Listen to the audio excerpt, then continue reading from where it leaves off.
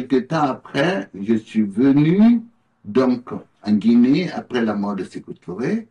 J'ai présenté le même projet au président Lansana Conté, qui était militaire, qui avait pris le pouvoir et qui avait beaucoup fait pour la culture. J'avais été très très bien reçu par Lansana Conté, qui aimait beaucoup mes films, surtout Bako, et qui m'appelait carrément Bako. Il disait Bako, viens là, on était très très, bon, pas proches, mais bon, il m'aimait bien.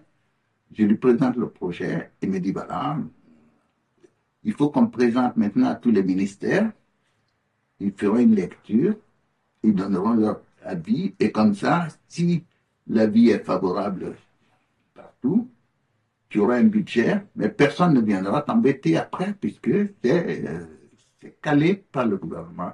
C'est pas comme si je prenais de l'argent, je te donnais pour le film, même si je vais t'aider, mais passons par cette voie légale. Alors, donc, tous les ministères ont eu le scénario, il y a eu des rapports, et il y en a qui étaient pour, qui étaient contre. C'est toujours comme ça. Mais l'unanimité, enfin, la majorité était pour faire, donc, pour la production de Douga. Et entre-temps, j'avais eu l'avance sur recette à Paris, et le temps avait passé, j'allais perdre l'avance, et après, on m'a reconduit, et finalement, un jour, j'ai eu un coup de fil à Paris d'une maison de production qui s'appelle Epithète Production. Et ils m'ont dit, bon voilà, nous sommes passés au CNC, on a vu des films qui ont bénéficié de l'avance sur recette. Il y a ton film, ton projet qui a eu l'avance, c'est sur le point de se terminer. Mais si tu veux, nous, on peut te produire. J'ai dit, oui, d'accord. Et eux, ils connaissaient la Guinée parce que ils avaient été les gens qui traçaient les chemins pour le Paris-Dakar. Donc, ils sont passés par la Guinée, justement, en regardant. Il y avait des trous, il y avait des... Tout était balisé. Et eux, ils ont fait ça euh, pour le Paris-Dakar. Donc, ils connaissaient la Guinée, qu'ils avaient beaucoup aimé. Quand ils ont vu le projet sur la Guinée, bon, ça les a intéressés. J'ai dit, OK, OK, d'accord. Et c'est comme ça qu'on a mis la production de Blanc d'Ébène, Douga, en route. Et j'ai eu aussi une avance de l'OIF, parce que je me suis dit, tant qu'à faire, cette fois-ci, je vais signer mon film, mais je ne ferai pas comme avec Jacques Chantreux, parce que ce n'était pas une bonne idée, mais comme je tournais aussi comme comédien, ça n'a pas été mauvais pour moi. Donc, cette production, on l'a mise en route avec Epithète, et on est parti donc en Guinée avec déjà l'aide que j'avais reçue euh, du ministère des Finances de la Guinée. Et ainsi, on a pu produire ce film. Mais moi, je n'ai pas voulu euh, être coproducteur. Je me suis dit naïvement que l'argent qui est donné par la Guinée peut servir à faire une avance de recettes après, avec les recettes du film, pour permettre à d'autres jeunes cinéastes, à des cinéastes, de pouvoir euh, faire des films. Mais ce que je ne savais pas, euh, l'ONASIG, qui était l'Office national du cinéma guinéen, était déficitaire depuis des mois et que les employés n'étaient même pas payés depuis des mois et des mois. Évidemment, l'argent de cette production était le bienvenu.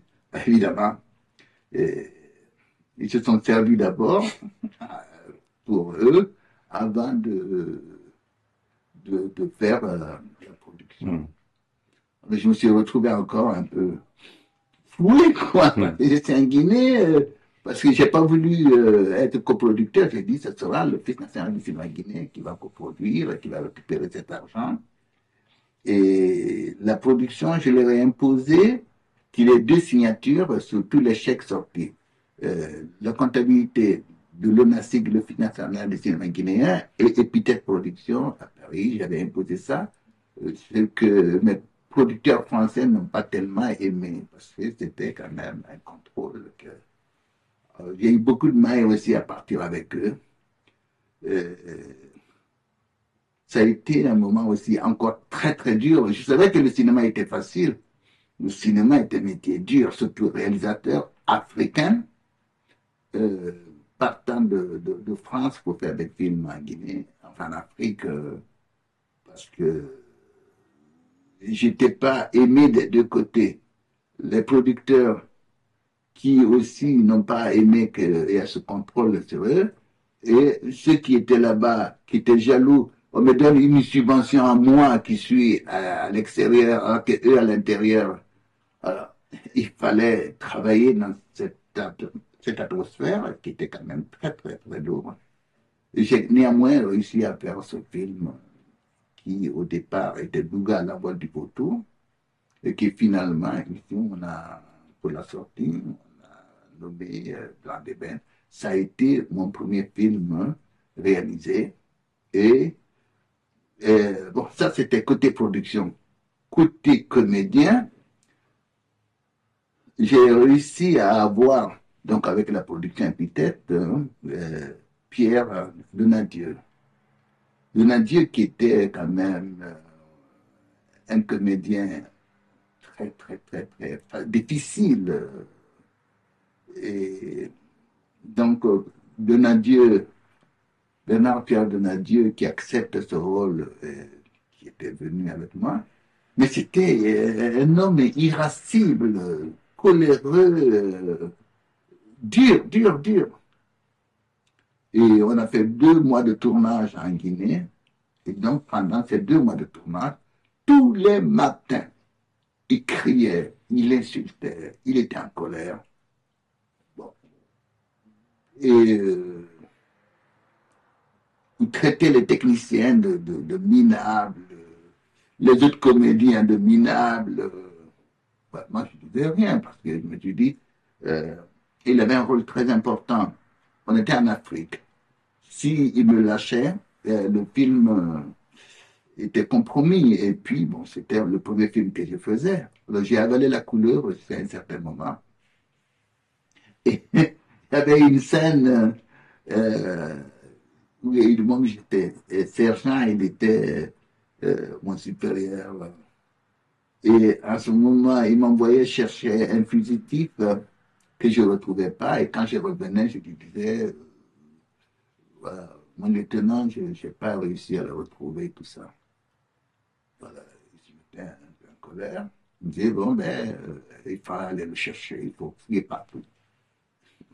À ce moment, j'arrive. Mais entre-temps, parce que j'avais quand même pas mal de comédiens français, j'avais Paul Le Person, qui était un ami avec qui on avait joué au théâtre, et beaucoup de comédiens connus français qui étaient là avec moi.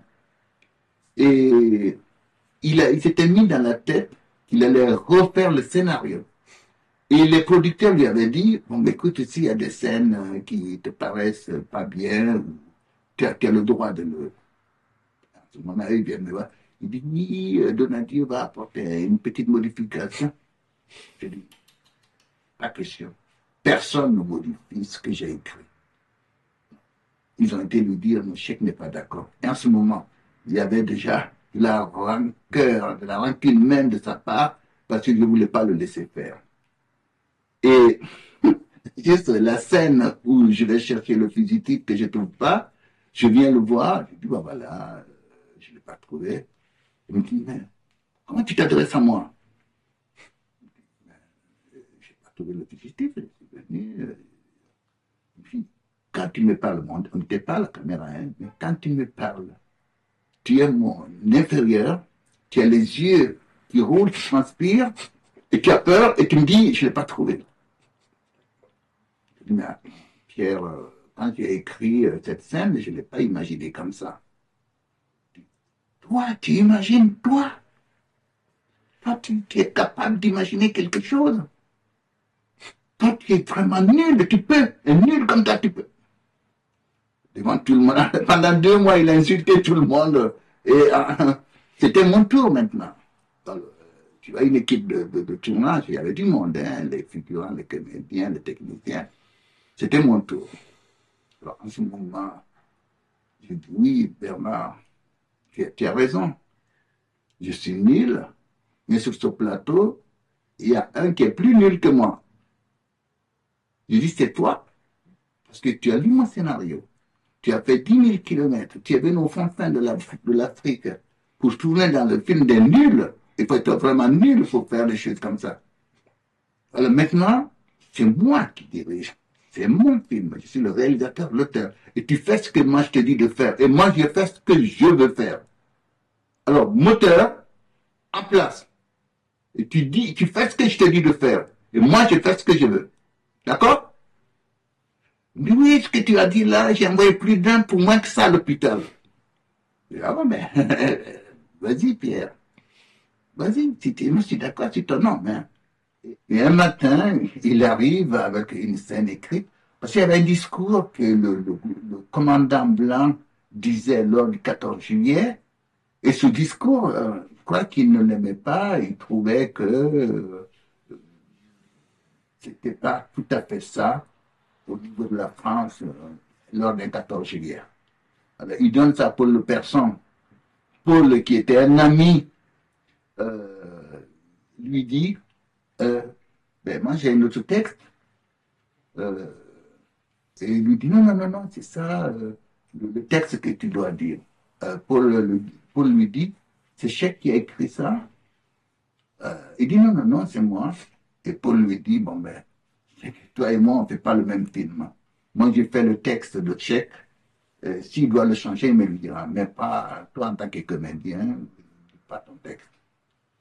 Là, il a pris ombrage et il était vraiment très, très coléreux. Il était déçu et très en colère. Et puis, la production de me... J'ai dit, mais on ne touche pas à mon texte. Personne. Donc, mais, donc la rancune est encore plus grande. On tourne, on arrête pour déjeuner et il y avait une scène hein, où il me poussait pour aller chercher le fugitif encore et il n'a pas déjeuné. Tellement qu'il écumait. C'était un faux, hein. Et en ce moment, on reprend et c'était une scène où il venait, pendant que je tabassais l'autre, il me tirait, il disait, lâche-le, va chercher le fugitif. Le soldat qui avait laissé partir donc le fugitif. En ce moment, il vient en courant pendant la mise en place, pendant les répétitions. Son pied ne touchait pas le sol. Tellement qu'il écumait. Il venait, il me tirait, il me balançait, il me faisait tomber, il me lâche-le, lâche-le. Et là, les figurants qui étaient là-bas viennent me voir et me disent, pour nous, le cinéma, c'est autre chose, hein, mais il faut faire attention. Le blanc, là, il va te faire du mal, hein, parce que tel qu'on le voit, il va te blesser. Ah, je dis non, laissez-le, parce que justement, c'est son côté méchant, dur, que moi, je vais exploiter dans le film. Donc, s'il ne va pas au-delà, tout ira bien. Donc, on a 3 prises bonnes.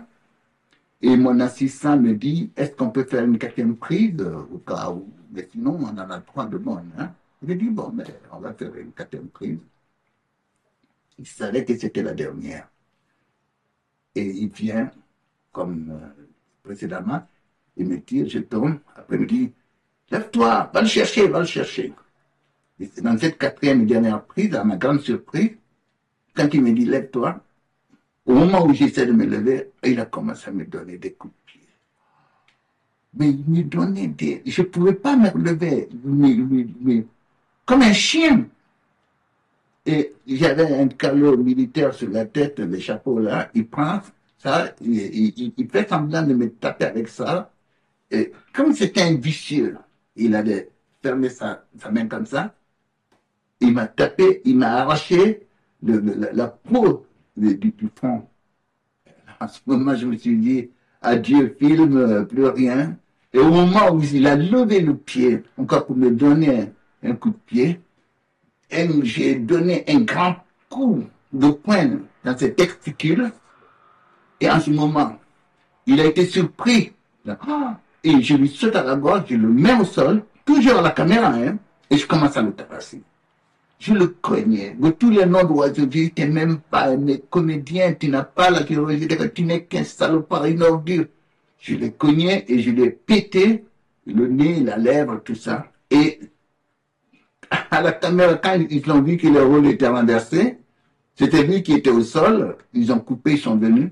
Mais je pesais une tonne sur lui parce que j'étais dans une rage. Et là, ils sont venus, ils m'ont enlevé. Et j'ai dit, mais maintenant, plus de cadeaux, tu fais ce que je t'ai dit de faire. Et à ma grande surprise, il était devenu doux comme un agneau. Tout ce que je lui disais, il le faisait. Il y a un des techniciens qui ne manquait pas d'humour, qui est venu me dire, mais dis donc, Cheikh, tu aurais dû commencer à le cogner dès le premier jour du tournage, au moins on aurait eu la peine. Est-ce que cette scène, elle est dans le film? Ah non, le couper, parce que c'était pas à propos. Mais ça a été enregistré, oui, mais c'est pas dans le film. Voilà, ça c'est l'histoire de Blanc d'Ébène, comme quoi il faut se battre sur tous les fronts, quoi. Et après, vous avez gardé des rapports qui étaient normaux avec Oui, Madieu? oui, bon, on n'était pas devenus amis, mais il m'a dit, tu sais, Cheikh, moi je suis comme un chien loup. C'est lui qui me l'a dit. J'ai besoin d'espace. Plus j'en ai, plus j'en prends. Tu as bien fait de m'arrêter parce que j'ai besoin d'espace. Et je n'arrête pas. Voilà. Et après, quand il a terminé, il est venu à Conakry et il voulait faire quelques photos de souvenirs. Il a été à la présidence de la République, donc en Guinée. Il a fait des photos là-bas. Il y avait une garnison de militaires qui était là et qui lui a dit, monsieur, ici, ces zones militaires, on ne fait pas de photos. Alors, vous nous donnez votre appareil, on enlève la pellicule et puis les photos, on ne les garde pas. Et il n'a rien dit. Et le premier militaire qui est venu pour prendre l'appareil, il l'a soulevé, il l'a cogné contre un mur. Et les autres ont dit, mais qu'est-ce que ça veut dire ça? Toute la garnison est sortie, ils l'ont attrapé, les bras dans le dos, ils voulaient l'entraîner dedans, ils l'auraient tué. Juste en ce moment, il y a un commissaire de police qui est passé, qui a dit non, arrêtez, c'est le comédien de Cheikh de Corée, on l'a vu à la télé, tout ça. Et les militaires ont dit, tu as beaucoup de chance parce qu'ici on aime bien Cheikh. Si tu n'avais pas été son comédien, tu ne serais jamais ressorti d'ici. Et le soir même, ils l'ont mis dans un avion, il l'a expulsé sur la France, mais il avait fini de tourner, nous on était encore au village.